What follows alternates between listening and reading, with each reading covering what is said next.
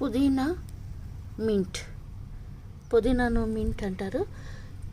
అసలు ఫ్రెష్నెస్ చూడండి ఫ్రెండ్స్, ఎంత ఫ్రెష్గా ఉందో. చెట్లు అయితే చిన్న పాట్లో నాటినాను. మనం ఎప్పుడన్నా మటన్ చికెన్ తెచ్చినప్పుడు పుదీనా ఖచ్చితంగా తెస్తాము. జస్ట్ ఒక 2 వేర్లు అట్లా అట్లా నాటేయండి అంతే. నేను ఇంత మొలక నాటినాను అంతే, అది అట్లే వచ్చేసింది. ఈ పుదీనా వల్ల చాలా చాలా ప్రయోజనాలు ఉన్నాయి. ముఖ్యంగా మనము నులిపురుగులు, కడుపులో ఉండే నులిపురుగులను తగ్గించేస్తాయి. మంచి దీంట్లో మంచి ఐరన్ అన్నీ ఉంటాయి. కాబట్టి పుదీనా వాసన అయితే ఎంత బాగుంటుందో అసలుకి.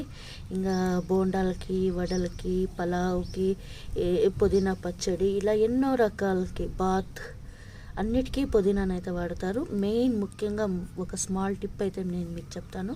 ఎప్పుడన్నా మనకు నాన్ వెజ్ తిన్నప్పుడు కన్నా కొంచెము హెవీగా అనిపిస్తుంది కదా, అప్పుడేం లేదు ఫ్రెండ్స్, చాలా సింపుల్ టిప్ అయితే నేను చెప్తాను.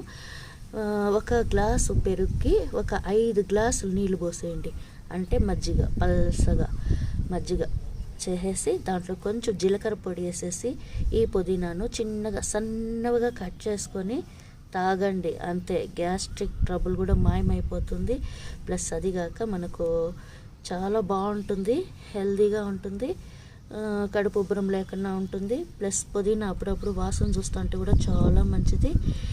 ఇన్ని విశిష్టత కలిగిన ఈ పుదీనాను మనం ఇండ్ల కాడ పెంచుకుందాము. అసలు పుదీనా ఇంకా బోండాలు కానీ, వడలకు కానీ, బజ్జీలకు కానీ దేనికన్నా అంత వేసినామనుకో ఇంక అంతే, ఆ టేస్టే డిఫరెంట్.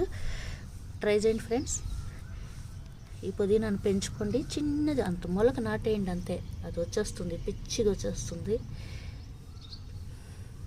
ఎంత బ్యూటిఫుల్గా, ఎంత ఫ్రెష్గా ఉందో చూడండి. ఇంకా నేను వేరే దాంట్లో కూడా నాటినాను, కానీ చిన్న పార్ట్ కదా అందుకు మీకు చూపెడదాము అనేసి చూపెడుతున్నాను. పెంచుకోండి ఫ్రెండ్స్, గ్రీన్లు పెంచుకోండి. ఇప్పుడు ఏదైనా టక్కుమని ఎవరైనా గెస్ట్లు వస్తారు, బోండాలు చేయాలనుకుంటాము, అప్పుడు టక్కుమని ఇంకా పుదీనా లేదంటే గబగబా వచ్చి మిద్దిపైకి వచ్చేసి అలా కోసేయడము, ఇలా కట్ చేసేయడము, ఇలా వేసేయడము అంతే ఫ్రెండ్స్. మెయిన్ మటన్కి ఎంత సూపర్గా ఉంటుందో పుదీనా పడితే టేస్ట్. ట్రై చేయండి ఫ్రెండ్స్, నాటుకోండి.